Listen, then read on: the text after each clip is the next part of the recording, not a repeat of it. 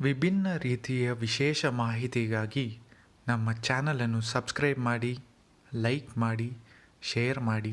ವರಮಹಾಲಕ್ಷ್ಮಿ ಹಬ್ಬದಲ್ಲಿರ್ಬೋದು, ಯಾವುದೇ ಒಂದು ಪೂಜೆಯ ನಂತರ ಪ್ರದಕ್ಷಿಣೆಯನ್ನ ನಾವು ಮಾಡ್ತಾನೆ ಇರ್ತೀವಿ. ಪ್ರತಿದಿನ ಪ್ರದಕ್ಷಿಣೆನ ಭಗವಂತನ ಮುಂದೆ ಮಾಡ್ತಾ ಇರ್ತೀವಿ. ಅಂತಹ ಒಂದು ಸಂದರ್ಭದಲ್ಲಿ ಯಾವ ಮಂತ್ರವನ್ನ ಹೇಳ್ಕೊಂಡು ನಾವು ಪ್ರದಕ್ಷಿಣೆ ಮಾಡ್ಬೇಕು ಅನ್ನೋದನ್ನ ತಿಳಿಸ್ಕೊಡ್ತಾ ಇರ್ತೀವಿ.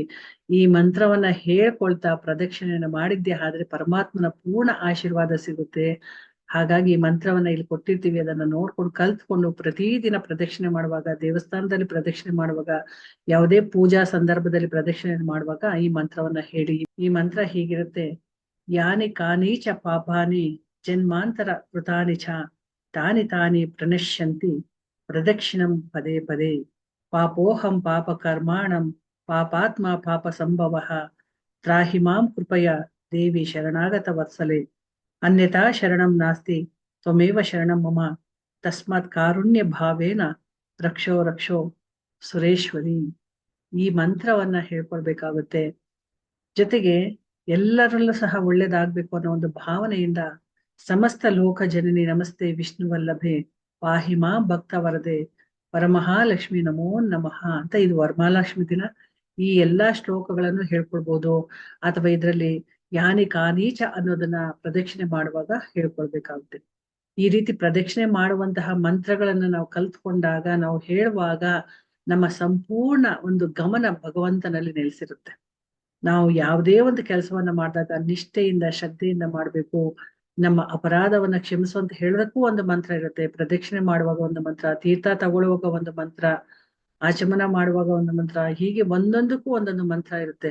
ಮಂತ್ರಗಳು ಬಂದಿಲ್ಲ ಅನ್ನೋದಾದ್ರೆ ನಾವು ಮಂತ್ರಗಳನ್ನ ಕಲಿಯಕ್ಕಾಗಲ್ಲ, ನಮಗೆ ಸಂಸ್ಕೃತ ಹೇಳಕ್ಕಾಗಲ್ಲ, ಅಥವಾ ಈ ಒಂದು ಸ್ತೋತ್ರಗಳು ಜ್ಞಾಪಕದಲ್ಲಿ ಇರಲ್ಲ ಅನ್ನೋದಾದ್ರೆ ಅದನ್ನ ನಮ್ಮ ಒಂದು ಭಾಷೆಗೆ ಅದನ್ನ ಕನ್ವರ್ಟ್ ಮಾಡ್ಕೊಂಡು ಆ ರೀತಿನೂ ಸಹ ಹೇಳ್ಬಹುದು.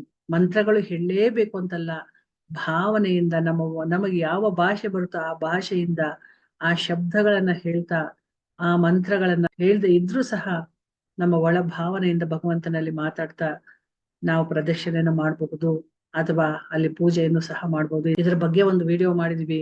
ಕರ್ಪೂರವನ ಆರತಿಯನ್ನು ಮಾಡುವಾಗ ಏನ್ ಅನ್ಕೊಳ್ಬೇಕು, ಅರಿಶಿನ ಕುಂಕುಮವನ್ನ ದೇವರಿಗೆ ಹಚ್ಚುವಾಗ ಏನ್ ಅನ್ಕೊಳ್ಬೇಕು, ಹೂವನ್ನ ಅರ್ಪಿಸುವಾಗ ಏನ್ ಹೇಳ್ಬೇಕು, ನಮ್ಮ ಒಳಗಡೆ ಭಾವದಿಂದ ಮಂತ್ರಗಳನ್ನ ಹೇಳ್ದೆ ಒಳಗಡೆ ನಮ್ಮದೇ ಆದ ಭಾಷೆಯಿಂದ ಹೇಗೆ ಹೇಳ್ಬೇಕು ಅನ್ನೋದನ್ನ ಹೇಳ್ಕೊಟ್ಟಿದ್ವಿ. ಆ ವಿಡಿಯೋವನ್ನ ನೋಡಿದ್ರೆ ನಿಮ್ಗೆ ಅರ್ಥ ಆಗುತ್ತೆ.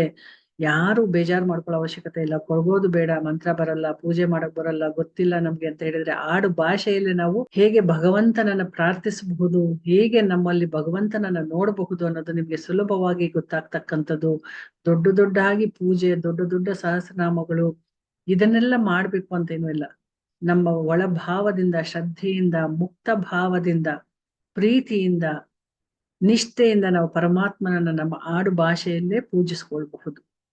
ಇದನ್ನ ಮಾಡಿ ಮಂತ್ರವನ್ನ ಹೇಳ್ತಾ ಪ್ರದಕ್ಷಿಣೆ ಮಾಡಿ. ಇಲ್ಲ ಅಂತಂದ್ರೆ ಹಾಗೆ ಭಗವಂತ ಇದಾನೆ, ನಾವು ಅದು ಭಗವಂತನ ಸುತ್ತ ನಾವು ಪ್ರದಕ್ಷಿಣೆ ಮಾಡ್ತಾ ಇದೀವಿ. ಈ ಶರೀರ ಆರೋಗ್ಯವಾಗಿರ್ಲಿ, ನಮ್ಮ ಮನೇಲಿ ಎಲ್ಲರೂ ಸುಖವಾಗಿರ್ಲಿ, ನಾವು ಮಾಡ್ತಕ್ಕಂಥ ಎಲ್ಲ ತಪ್ಪುಗಳನ್ನ ಮನಸಿ ಎಲ್ಲ ಪಾಪ ಕರ್ಮಗಳು ದೂರ ಆಗ್ಲಿ, ನಿಮ್ಮ ಪಾದಕ್ಕೆ ನಮಸ್ಕಾರವನ್ನ ಮಾಡ್ತಾ ಇದೀವಿ ಅಂತ ಮನಸ್ಸಿನಲ್ಲಿ ಪ್ರಾರ್ಥನೆಯನ್ನ ಮಾಡ್ತಾನೂ ಸಹ ಮಾಡ್ಕೊಳ್ಬಹುದು. ಅಂದ್ರೆ ಇಲ್ಲಿ ನಾವು ಯಾವ ಒಂದು ದೇವರ ಪೂಜೆಯನ್ನು ಮಾಡ್ತಾ ಇರ್ತೀವೋ ಆ ನಾಮವನ್ನ ಅಲ್ಲಿ ಹಾಕೊಳ್ಬೇಕಾಗುತ್ತೆ.